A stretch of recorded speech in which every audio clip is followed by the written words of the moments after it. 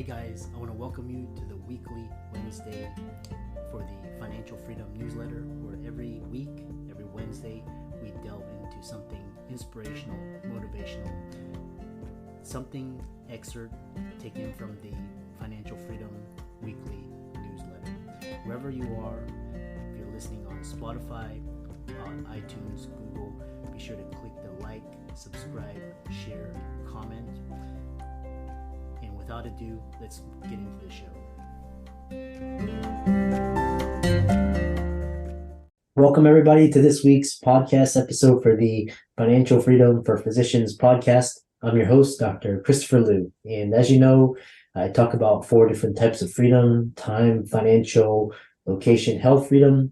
And in that light, I'm always interviewing entrepreneurs, people on the cutting edge, developers, softwares, entrepreneurs, so that I can get these conversations and messages recorded and share with the world. So in that light, I have Jonathan Zacks, and he's the founder of GoReminders. And his platform is a software as a service platform that helps people get rid of no-shows, helps business owners increase their revenue and cut off wasted staff time. So I'm going to let him talk all about this interesting concept and tell us about his story. So Jonathan, welcome. Hey, thanks for having me on, Christopher. Yeah. I find developers and entrepreneurs that do platforms and software as a service, AI as a service, very interesting. So tell us more about your background and story, and we'll get right to it. Sure. So I have been an entrepreneur my whole career in a couple different types of businesses. And I graduated from college with a computer science degree about 20 years ago, and had very not shiny job prospects because it was right after the dot-com bubble had burst. And so kind of some similarities to now with tech companies going, way down, except like just enormous, bigger and worse for so many, like companies just were humongous and just vanished within the span of like a year. And so when I entered college, it was just the height of the excitement and just like the building of that bubble. And midway through, it just totally crashed. So I thought I would be at a fancy job at a big company or a well-funded startup, and just none of those opportunities were there for me because I really wasn't a hardcore engineer, and I was just sort of looking for an entry-level engineering job, and there were so many layoffs and everything that it was hard to get. So I started helping people with computers in their homes, building up an IT consulting business and web development, SEO for businesses. And somewhere along the way, really wanted to create some software platforms. So tried a few of them. And my friend and I had an idea for GoReminders. And this is the business that has taken off in terms of the software platform.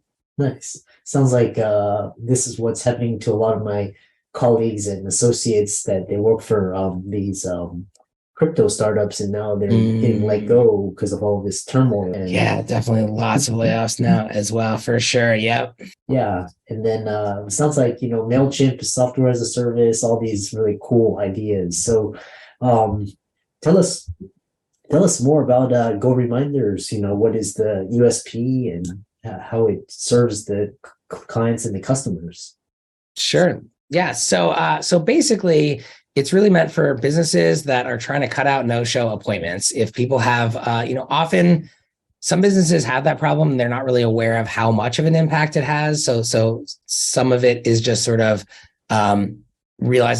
calculating how much an impact no-shows can have on how much wasted time, lost revenue, and all that. And others really know, and they're just looking for a solution. So our platform sends out automated text message and email appointment reminders ahead of appointments.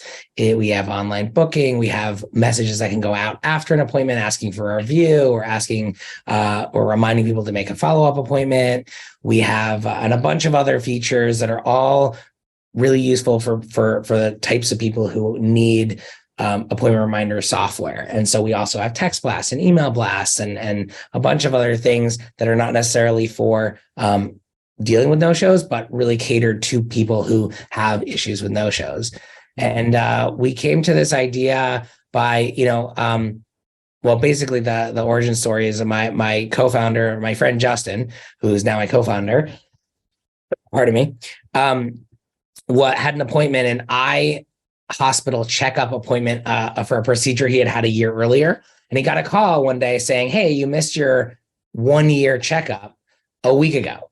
Do you want to reschedule?" And it was just mind-boggling to us how technology could solve this problem and how much wasted time there was of the doctor, nursing staff, a receptionist, infrastructure of the hospital, just like that gap that not only did he not show up, but they're now having to spend extra time calling to say, "Do you want to reschedule?" Potentially losing him as a patient forever if he doesn't get that message or didn't reschedule. And it would just be so much more efficient to remind people ahead of time. So that was the genesis of GoReminders. We were like, we can solve this. We can build software to automate this and save people a ton of time and energy and lost revenue. And we started doing some calculations, and my other business is appointment based, a lot of it. And so I personally, firsthand knew the pain of no shows, and also knew how it can sort of be like, oh, it's a relief. I have an extra hour here. And when you add it up, it's like, oh my God, this could be like 10 or 20% of my business. My business could be a lot bigger if I just didn't have these, and I could fill these slots by knowing ahead of time, or plan my lunch, or plan to leave early, things like that.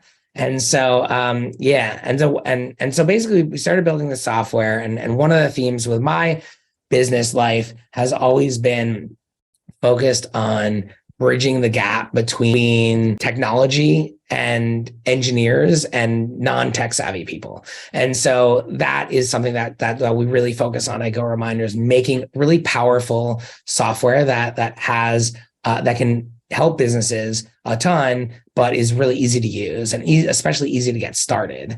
And so that's a unique aspect of GoReminders, is that a lot of some platforms have this functionality. It's either not as developed and not as good as what we do.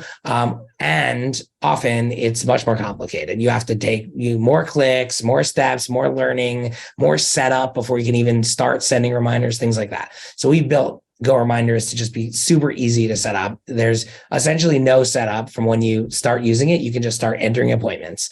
If you want to customize what the reminder says, no problem. You go in, you customize, say whatever you want. If you want to set up a sequence for one message to go out here, another message 3 days later, and you can do all of that in GoReminders. But you don't have to. If you're only one location, you don't have to choose a location every time you create an appointment. It's just like you just have your template, and that's it. If you have multiple locations, you add your locations, suddenly a locations drop down appears. So we're really focused on just making like very simple, straightforward, easy to use software that's super powerful under the hood. Yeah, it's interesting. So I've been reading this book called The Cold Start Problem, where you create a platform and you're trying to get the basically buyers and sellers, or whatever you call it, like, Uber is the drivers and the rider, Airbnb is the host and the guest. So what is your USP for people to onboard to actually use it, and the people to actually buy the service? How do you do that? Sure. So essentially that is a problem when you have to get two batches of people on board. So the way we solve that is essentially the patients of, let's say it's a patients of a doctor's practice, like they don't need to sign up for anything. They don't need to download our app. They don't need to do anything. All they need to do is have a phone that can receive text messages. And so the, medical practice would sign up and they start entering their appointments, or they import their appointments, and our system takes it from there, automatically reminds their patients to show up for their appointments.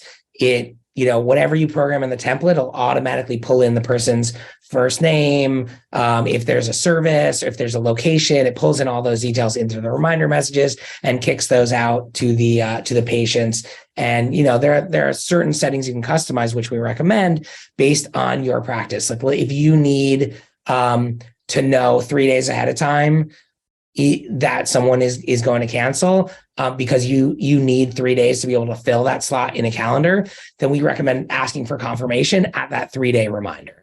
If you ask for confirmation an hour before, that gives people an out way too late. You won't have a chance to fill that. But when you ask for confirmation, you're basically giving people an opportunity to engage, make sure they check their calendar. And sometimes people check it and go, man, like I can't go that day. So it's really great to be able to know that ahead of time enough that you can fill that hole. And so, so medical, either sole practitioner or group practice would sign up for our platform. And it's really easy. Like we don't have a super complicated sales process. Everything is self-serve. We are available if someone wants a demo, if someone has questions. We have stellar customer support that we've invested a lot in over the years. Again, trying to make it just easy to use. And that's it. The doctor's office uses our platform to keep its schedule, and our system automatically keeps track of confirmations. People can reply C to confirm or click a button in an email to confirm, and all that gets automatically updated. So for example, if you want to call people who haven't confirmed, you just look through the list to see, okay, this, 2 out of these 10 people haven't confirmed yet. Great. I'm going to call them to make sure they're showing up. But it just reduces the workload by a ton to use a platform like this. Yeah. Interesting. Tell us about, let's see here, basically increasing pricing for clients as a service business. What do you mean by that? So when, I find that it's interesting it really depends on the industry, but a lot of our industry is just really undercharged for things that they could be charging more for. And so, a lot of people are just scared of when you're running a service business, just like, well, will this scare away, clients if I charge more for this, for XYZ service or procedure? So it really keeps people back from charging what they should and what they could get. And if you undercharge long enough, you'll go out of business. And so that's something I talk about with a lot of our users, is just like, don't be afraid of increasing your pricing for your patients, for your clients, like whatever you need to be able to stay in business. That is the way you're going to serve your clients, your patients. Like if you are not charging enough for your services, like you're not going to be there in a year. I heard this great story of this is in another industry, but a hairstylist who, it was like on some hairstylist podcast, and it was about how, someone was going to their hairstylist forever. They switched to another one, and they switched to the guy who was on the podcast. And he said, they were like, oh man, like your prices are so high compared to my old hairstylist. And he was like, well, your old hairstylist went out of business and they were charging so low. And I was like, would you have paid more for your old hairstylist? And they were like, yes, of course. And it's like, well, there you go. Like people will pay for it. They'll complain about it maybe when prices go up. But when a situation like that happens, they'll be like, oh man, I wish I could go to my old hairstylist. But yeah, so I think that's just like for so many industries, people, like people are creatures of habit, and people like the services and value the services they're getting. And often with increasing prices, a lot of people will just say, okay, great, no problem. And way more than you would think about it's just like really scary to raise prices, but I recommend it. Yeah. It's almost like it's like the cost of switching is so much greater that it's easier just to pay, Yeah. I mean, my it's funny, like not about like in terms of switching costs, like my father is a retired physician, and he has this, he's like super old school and would spend hours with patients and in a way that, yeah, like I could talk about a variety of stories in that sense, but his patients would inevitably, like he'd get behind schedule and they would end up waiting for him.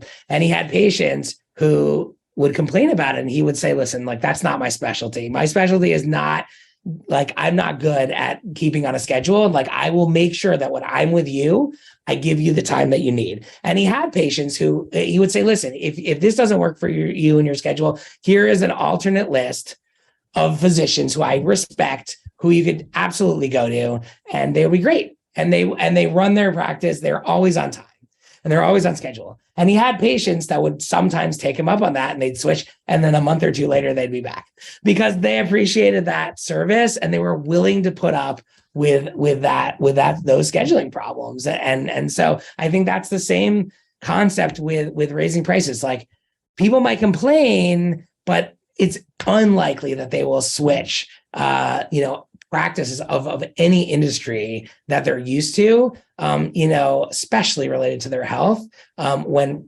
prices go up. Like, you don't want to raise it astronomically, but people wait way too long to raise it, and then they try to raise it too much. But you gotta gradually raise it and just keep up with expenses. The other thing that you talk about is this idea of avoiding self-sabotaging your business. Tell us how you do that. Yeah. So there's a lot of stuff related to self-sabotage with no-shows, because, something that I used to fall into was, I wouldn't plan enough time for my lunch. I wouldn't plan enough time for breaks. I wouldn't plan enough time. I would plan too many appointments in the day when I was, going to clients' offices and things, because I always knew something would happen. Like, one client would take a little less time than needed, but some days it didn't. And I would eat my lunch, 3 hours late. And it's in that sense, you're sabotaging yourself. You're letting your clients decide when you're going to eat lunch, when you're going to take vacation, when you're going to go home for the day, rather than really taking control and saying, listen, let me plan in this time, and I will make sure that I remind my clients ahead of time to make sure if they have a cancellation, it's okay. It's not the end of the world. You'll be able to fill that. Or at least you'll know ahead of time, you know what? That day I can go home earlier because I can move my last appointment into that other slot, or, different things like that. Or you'll at least know ahead of time. There's nothing worse than sitting there at the time of an appointment and thinking, are they going to show up? And then a few minutes go by, and am I going to text them? Am I going to call them? And this. And when that happens repeatedly, you go through, let's say you have a free half an hour, 15 minutes of that was worrying that the person could show up. So you didn't get started on a task. You didn't take a real break. You could have gone out for a walk. You could have done a lot of things if you had known. And so this when you just let no-shows control your schedule, it's really sabotaging your business. In addition to if you had known ahead of time, you could fill that and grow your business by getting that revenue. Yeah.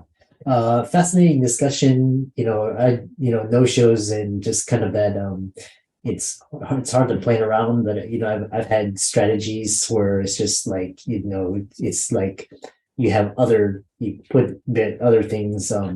How can people follow you, contact you, visit your website, work with you, look at your products and your services? Yeah, for sure. So definitely just go to GoReminders.com. If you Google me, you'll find me on LinkedIn and Instagram. Feel free to send me a DM if you have any questions, or chat us on the website. If you want to get in touch with me, I'm happy to help, from in any way that I can to help small businesses out there.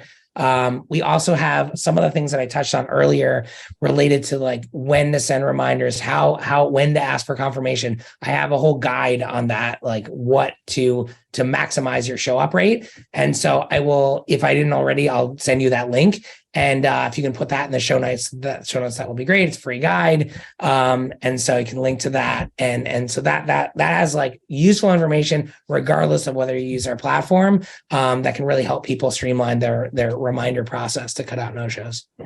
And for all the listeners out there, thanks for tuning in. Jonathan's resources will be in the links and show notes. Be sure to check out and follow him. I'll be doing the same. And thanks so much. We look forward to hearing more about your future success and what you're doing with your startup. Awesome. Well, thank you so much for having me on, Christopher.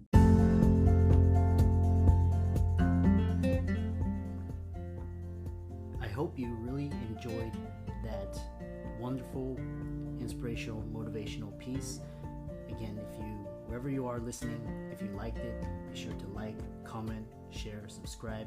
We're on everywhere: Spotify, iTunes, Google, Amazon, Audible.